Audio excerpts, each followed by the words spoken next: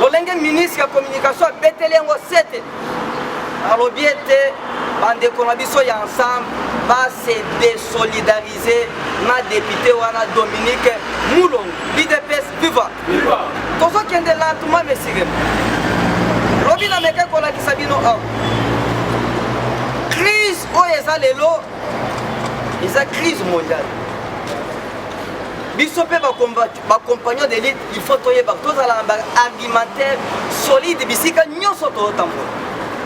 Dans quelles conditions l'IDPS a accédé à la magistrature suprême photoyeba? Le 24 janvier 2019, le président a prêté serment. Après ce programme, il y a donc, comme décembre, parce que les gens qu'on se le dise, parce que dans le Congo, tout le monde est devenu économiste. Nous sommes économistes. Pourquoi ils ont décembre 2019, Covid est pour perturber l'ordre au niveau mondial. Crise est bandaki, mais tout c'est maintenant. Toutes les activités, il fallait ça en 2020. Et ça là qui renvoyé. Bon, on dit même dernièrement, le président s'est déplacé pour Dubaï, na Expo. Dubaï. Il fallait ça en 2020, mais il faut ça en 2020. Tous les guettes pour moi. Maintenant, les lots, Bitumbaya, Russie, na Ukraine. Et pour bouleverser le monde, du Cambouetali, Carburé. Carburé, et déjà il y a un mois passé. Alors, Bissot au Vandal, au Vandal, France, États-Unis, Danemark, Finlande, Hollande, pays un baril coûtait 75 €. Les lots commis plus de 165 €. Pétrole mais tous à la politique, depuis fait maréchal Mobutu. Le gouvernement a supporté, a subventionné ma Cambouetali carburant à 66%. Le pétrolier tant que le carburant na bango basala comme on appelle. Mais le gouvernement a bâti sa quelque chose. Politique on a ndenge ça là. Yango lelo na conseil des ministres lelo. On va majorer un peu prix à carburant. Mais tant qu'on va majorer, parce que les Congolais, la liberté d'expression s'est donnée à tout le monde, on va nous faire Félix. Pourquoi carburé m'a dit? Pourquoi carburé m'a dit? Tout cela, tous les hommes qui pour la qui ça, dans l'opinion, que c'est un problème mondial. Parce que le gouvernement, chaque fois, il a quelque chose. Pour maintenir la stabilité pendant autant de temps. Mais les gens ont remarqué que ceux qui ont dit qu'ils ont pris oil, au bando kende na station, au bando teka compte goutte, bazo gelé. C'était ici dans le conseil des ministres à l'élo. On va majorer prix. L'IDPS viva. On a troublé, on a déjà informé. Mais les gens sous notre époque. Le président a commis sujet de moquerie. Nous tous n'importe quoi. Même Bobang et Zalité. C'est le seul pays au monde au chef de l'État a commis même papier. Nous tous mais pas ça qu'on oublie. Parmi les institutions le président de la République Yemoko, c'est toute une institution. C'est la première institution Mbokarabiso, des chefs de l'État. Mais ce qui se passe, ce n'est pas le cas. La liberté d'expression. Mais liberté d'expression est un synonyme, il y a une injurité. Toko sala un politicien. Lobanayo, salama kambonyos, kofingate. Parce que moto ko inquiété à cause de la tête, moto aner au kendo ko kangaote au cause de la libre. Tolingi ko façonner va to lisusu te. Mais lelo mes chers compagnons de l'État. Quel que soit ma cambo biso to passé. Bilan na biso, je l'ai dit haut et fort. bilan est meilleur. Nous avons un bilan qui représenté devant la population. Nous avons des arguments solides autour de ça. Atabatomoussous, ça reconnaissante. Je vais un peu détailler. Je vais vous rappeler. Boyebi, maître avocat, filmé Yangami. Oh, bayebi. Kabila Kanga qui a condamné 20 ans de prison. Namaka. Maintenant, on a pouvoir, le président signé grâce présidentielle. Filmé est en liberté. Mais l'objet n'a bilan et chef de l'État est lamentablement zéro. Est-ce que nous avons reconnaissant? Mais sous notre régime, on l'a libéré. Ce n'est pas un changement. Parce que pendant que vous allez à la bolo pour la prison. Mais on vient de les libérer, les lois de l'Obono, bilan chef de l'État est négatif. Total, les lois sur le terrain. Sous régime, il y a Joseph Kabila. A sali 18 ans. Qu'est-ce qu'il a fait? Et ça les gars un détournement, Makamboama belé. Mais les lots, autant la Makambo tous opportunité au salle, malgré la crise des alliés. Bientôt, nous avons 4 universités. Ils prennent des bandes qui l'ont. C'est la meilleure. IBTP. Mazoto. Namanyem. Tant on a besoin l'université. Yakitoko. Namboujimai. Université officielle de Mazoto. Pour la première fois, depuis 1960, aux indépendances, c'est la manane. Parce que Boyebi, Colline inspiré l'université de Kinshasa. Et c'est la catholique. C'est depuis 1954 qu'ils ont construit. Mais calculé depuis 1954, jusqu'à ces jours. Et bien qui déjà. Mais sous notre régime, tu as ici l'université. Quel est le campus au monde à l'Olenge? Mais quand on a 3 ans, on a 3 ans, on a beaucoup fait. Kinshasa n'est pas le Congo. C'est sur toute l'étendue.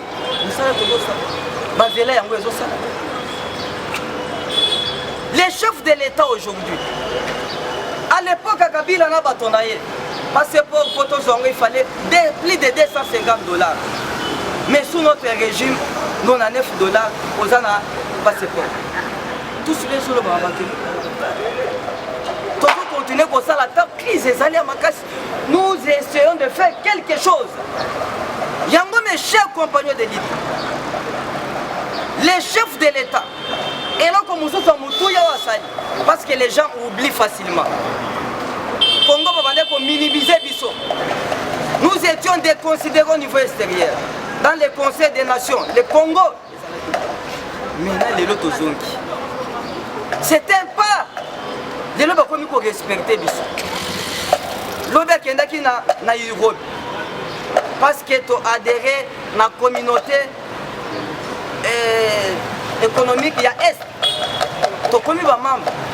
Le président a demandé que siège, il y a EAC et il y a même Aouara Kinshasa. Pour la Makambo Etali, économie, tous les avancements. Jean-Claude Van Damme Tangoye il est arrivé ici parce qu'il est né au Congo à Lubumbashi en 1960. Azul Omeya na Ebiloko Ebele à Lobinaya. Là où j'étais né,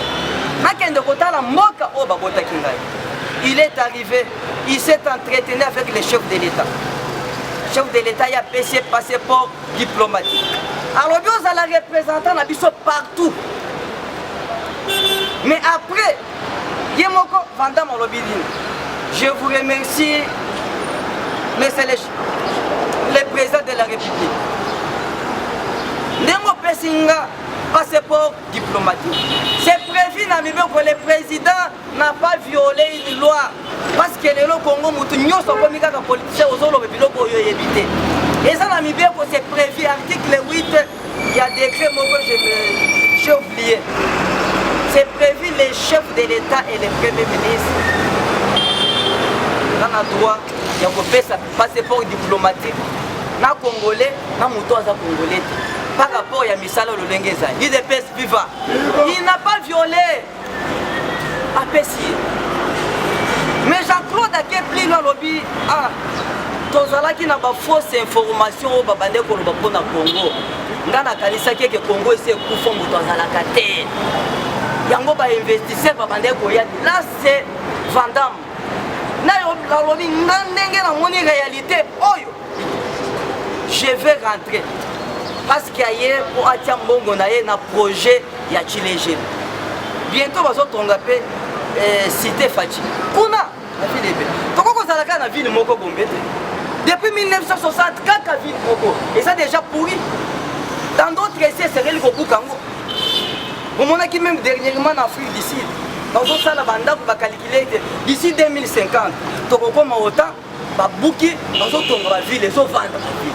Est-ce que dans le projet les Alaka les Alaka tous les Alaka na bikou na 21e siècle Congo ba richesse nyos ba bazola na banda kwa tol non biloko ici l'IDPS vivant les Jean-Claude Alobi je vais rentrer nazoye sikoyo na ba millionnaire mususu nazoye na Arnold Schwarzenegger oyo azalaki ancien gouverneur ya Californie boyebi ye bobengaka ye commando akoyana Jackie Chan bazwa na cadre po bomona bango te bazwa na cadre po ba investir l'IDPS viva parce que à convaincre baobi je vais les convaincre bango nyonso parce que quand on a commis awa boyambinga malamu na sepeli nde nazozonga bato nyonso nazwa na bango na barambo bango nyonso olobi bazoya mpona koinvestir na Congo mais biloko wana ebande kozala yango mes chers compagnons d'élite tolongo na distraction élection ezali mais souci majeur oyo toza nango eza nini le président Félix Antoine Tshisekedi sera réélu qu'il pleuve ou qu'il neige olingango te il sera réélu yebango je l'ai dit oyo faux.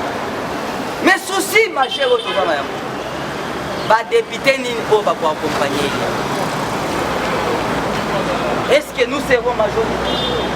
Parce que dans la l'union sacrée, Mutuna Mutwaza n'a pas intérêt au yaï. Babati, Bamboso, Batonio Swana. Mutuna Mutwaza n'a pas agenda au yaï. Yango mes chers compagnons d'élite, nous venons de très loin. La mission primordiale de l'élo. Ndenge tokomi ko poussana na maponami. Nalakisaki déjà à Mikole uti koleka. Bientôt tokozala lisusu appelé ba Congolais provisoire té. Azobimisa ba carte d'identité na carte d'électeur. Carte d'électeur mosala nango ezalaka soko voter abuo. Mais lelo tokomi ko tambola depuis baya. Depuis 97, 2018,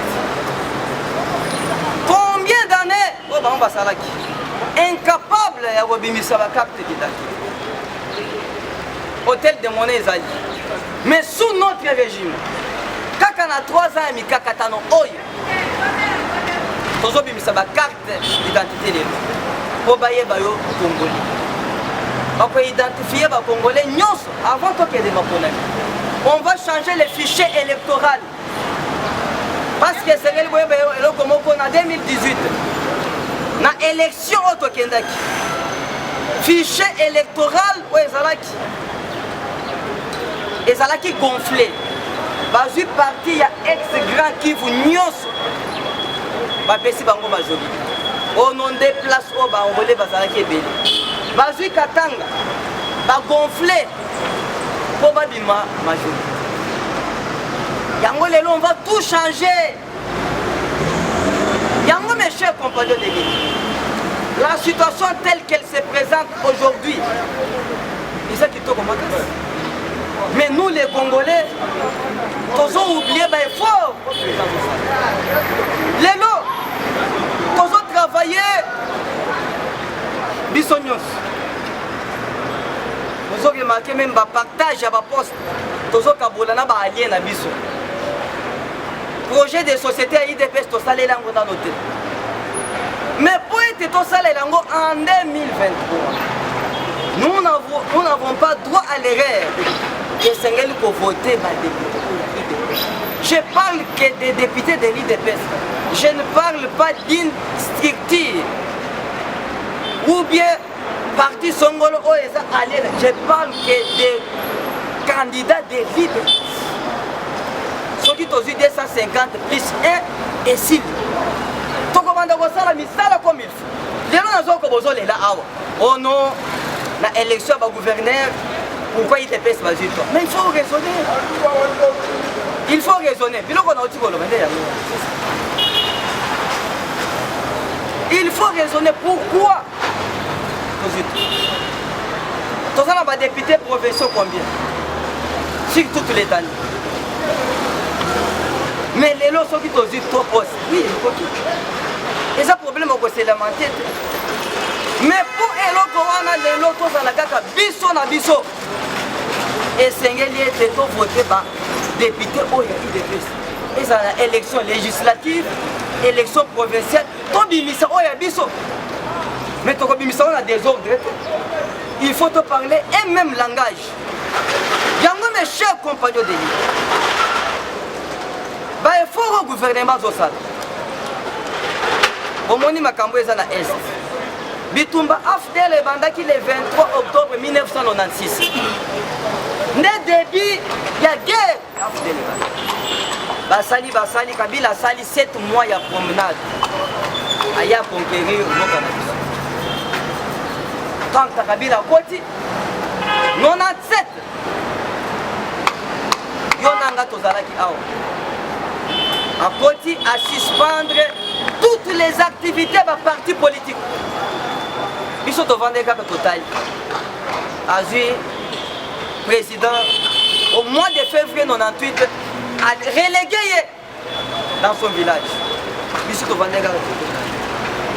Mais après un moment, quand bateau y a qui na bango, donc comme il est 2 août 1998, Afdel et Panzani.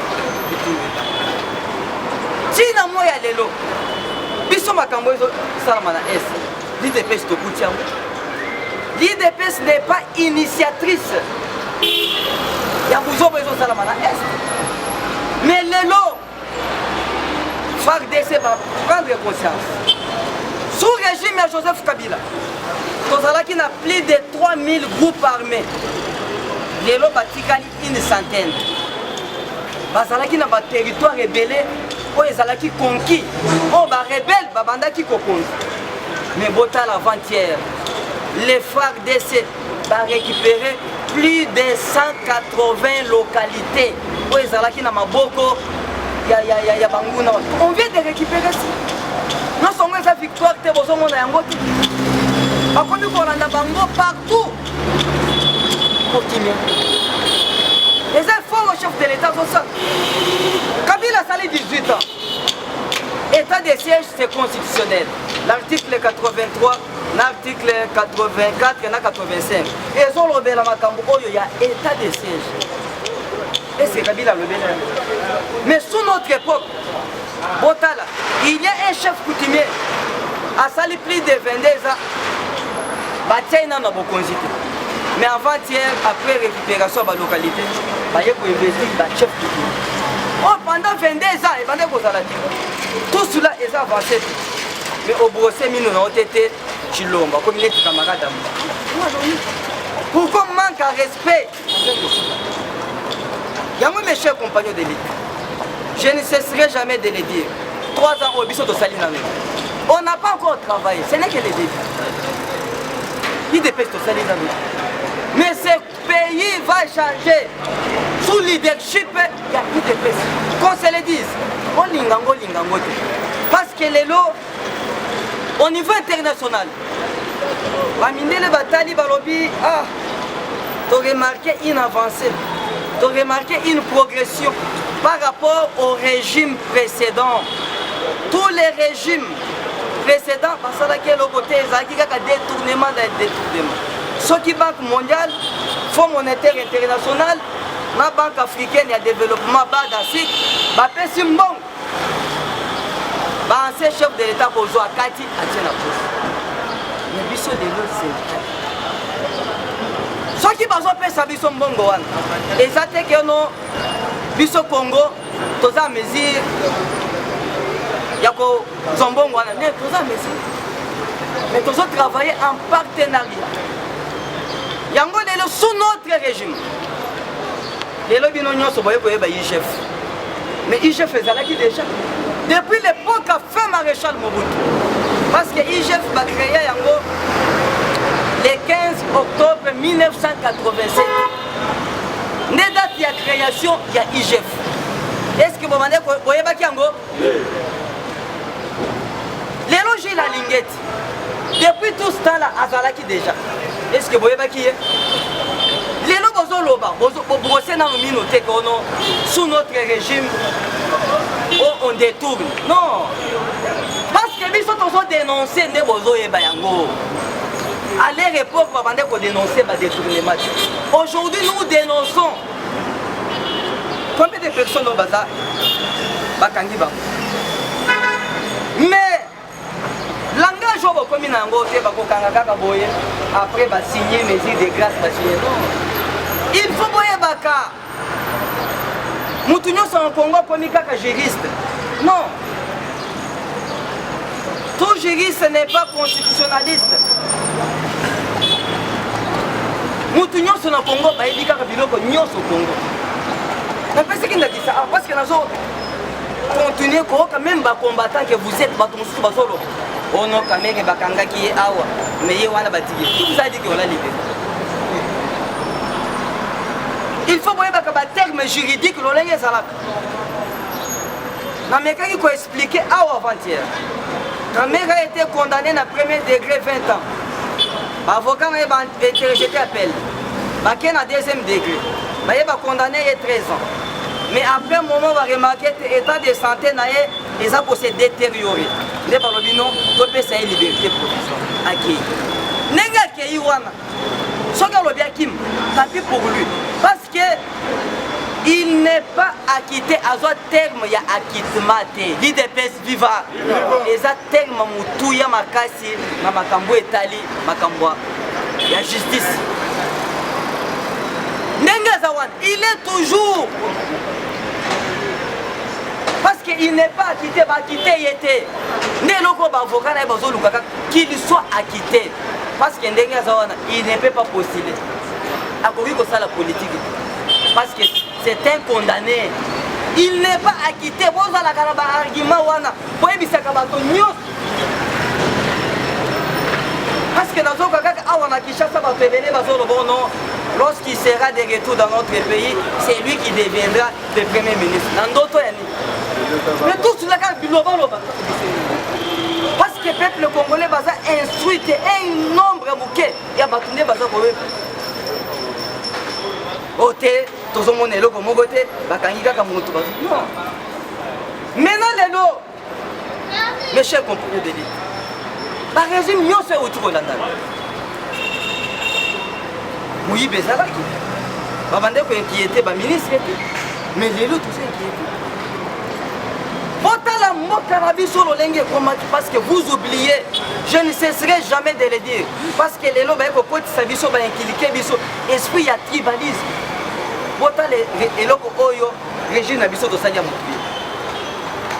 Kabila bateka qui forêt nyonso.